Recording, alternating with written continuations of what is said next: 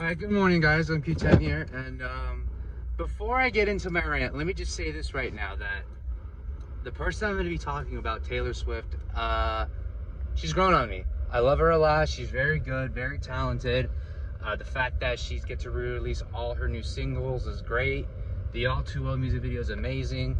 The I Bet You Still Think About Me, the music video and song is good. So I respect her 100%. No, all the respect in the world to her. She's unbelievable. For a girl her age, she's not stopping, so it's unbelievable what she's accomplished.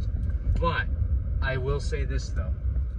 Her fan base, the Swifties, are kind of toxic. And not all of them, not all Swifties are toxic, but it's just the sheer jerkness of them, just them being total assholes to all the ex-boyfriends.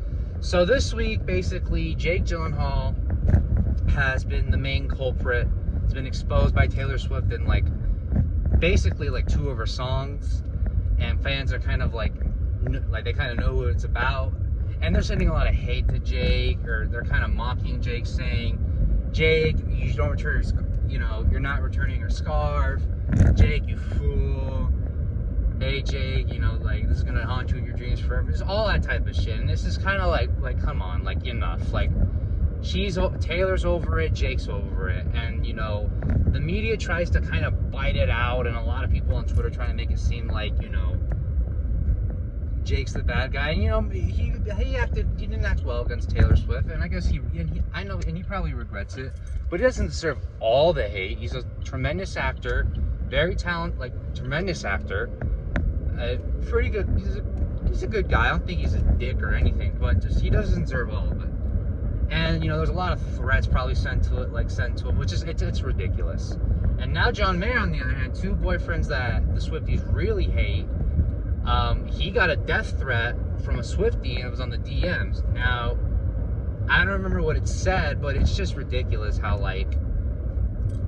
yes, John Mayer's a dick, but he doesn't deserve this. No celebrity or no one in general should get death threats. It's ridiculous. It's bad. It's not a good look at all, and it just shows these are not really her fans. These are just real just psychopaths that they want these people to die. And good Lord, and people think, oh, God, when did they become so cancerous? They've been this for a long time. One example was, so last year Taylor Swift released her album Folklore, which was a great album, it won Album of the Year, broke all these records, was universally acclaimed, critically acclaimed. It was a great album. And some of the reviewers gave it, 8 out of 10, 8.5 out of 10, 9 out of 10, which is pretty good. It's a really good review.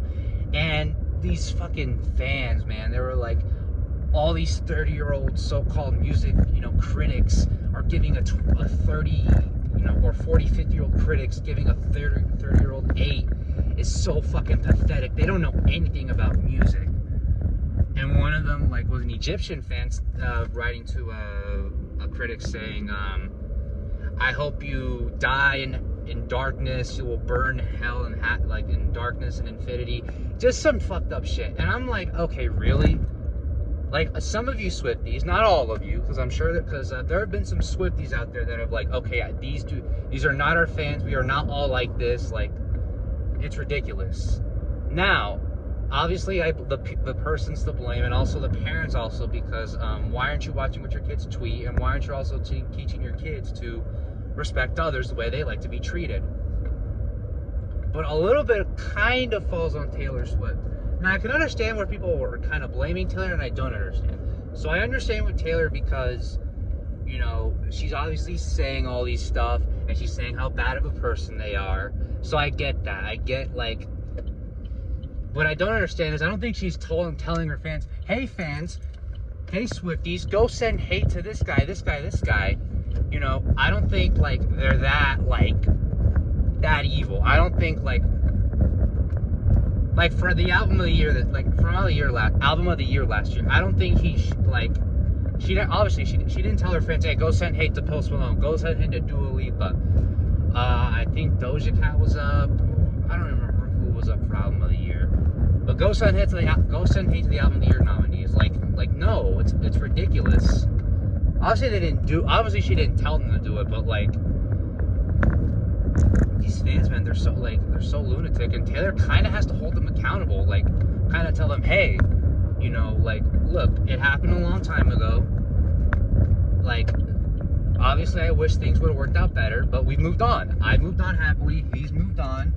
You know, I don't care. Like, we gotta move. Like, you have to move on eventually. And obviously there's a level of like, you know, people are calling her petty and that she has to move on and all that type of stuff. And yes, I get it, but everybody's petty.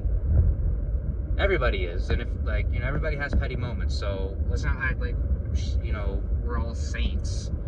But yeah, I just think that her fans need to chill. Some of her fans need to chill, and she kind of has to tell her fans to kind of, yo, chill, like, because they're ride or die for her. There are ride or die fans for her, which is, it's cool. But for me, like, there has to be a certain level where, like, even the fans have to hold their own fans accountable. Like, the fans have to hold the fans accountable. Hold the fans accountable. English. But yeah, I just think that, like, her fan base is toxic. And I could be wrong. What other fan base is very toxic and all that type of stuff? Is it Swifties or is it someone else? Is it the BTS stand? Which, don't get me started on them. Is it the Billie Eilish fans? Is it the Olivia Rodrigo fans? Like, who do you guys think is the most toxic fan group? Let me know in the comments below. This has been your boy MQ10. And I'll probably be in hiding because some Taylor Swift fans are going to probably come after my head. So yeah, this has been your boy MQ10, and I'll see you guys in a little bit. Adios.